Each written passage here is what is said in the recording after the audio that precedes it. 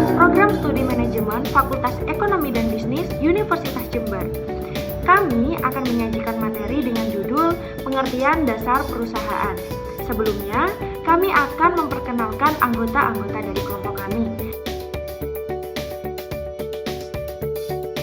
Assalamualaikum warahmatullahi wabarakatuh. Nama saya Ryan Sabil Prayoga. Saya dari Fakultas Ekonomi Bisnis jurusan Manajemen dan NIM saya adalah 2110 1110 20 1094. Saya Dwi Nur Maulida, NIM 2108 1020 1101. Perkenalkan, nama saya Fendi dengan nomor induk mahasiswa 2108 102 011 03. Halo, perkenalkan saya Alifia Indri Susanti dengan NIM 2108 1020 1106.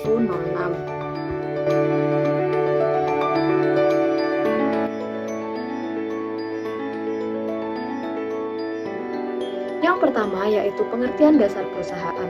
Apa sih perusahaan? Nah, perusahaan adalah sebuah organisasi yang didirikan oleh seorang individu ataupun kelompok yang melakukan kegiatan produksi dan distribusi, yang bertujuan untuk memperoleh keuntungan, membuka lapangan pekerjaan, dan yang terakhir sebagai bentuk pengabdian diri kepada masyarakat.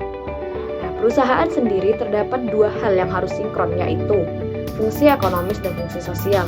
Apa sih fungsi ekonomis?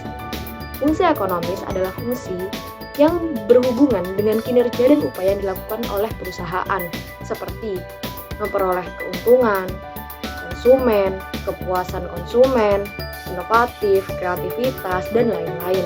Nah, sedangkan untuk fungsi sosial adalah fungsi yang dilakukan oleh perusahaan sebagai bentuk tanggung jawab kepada lingkungan tempat perusahaan tersebut berada. Nah, biasanya bentuk tanggung jawab ini berupa lembaga ataupun divisi corporate sosial.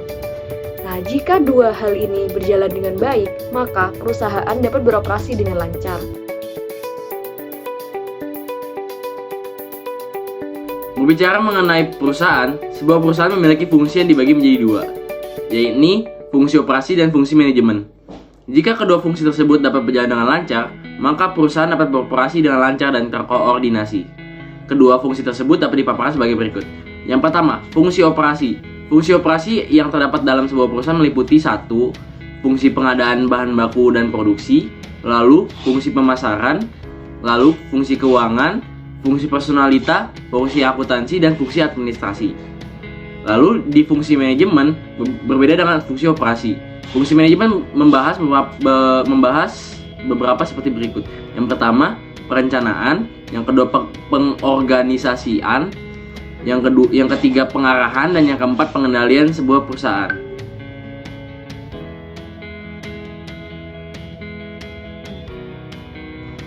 Berbicara mengenai unsur-unsur perusahaan, perusahaan itu memiliki dua unsur pokok. Yang pertama ada bentuk usaha, yang kedua ada jenis usaha. Nah, selain dua unsur pokok ini, perusahaan juga memiliki unsur lain, di antaranya badan usaha, kegiatan dalam perekonomian, terang-terangan, terus-menerus, bersifat tetap, dan keuntungan atau laba. Lingkungan perusahaan dibagi menjadi dua, yaitu lingkungan intern dan lingkungan ekstern. Lingkungan intern artinya lingkungan yang berada dalam perusahaan, yang meliputi aspek pemasaran, aspek research and development, aspek pembedahan, SDM, dan aspek keuangan. Sedangkan lingkungan ekstern terletak di luar perusahaan yang dibagi lagi menjadi dua, yaitu makro dan mikro.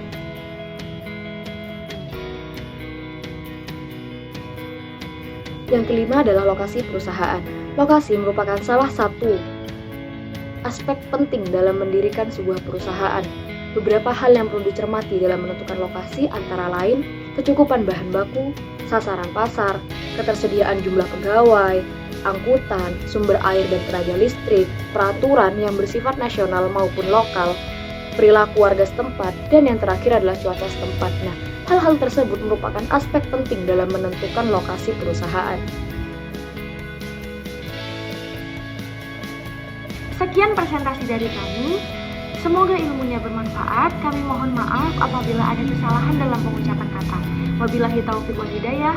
Wassalamualaikum warahmatullahi wabarakatuh.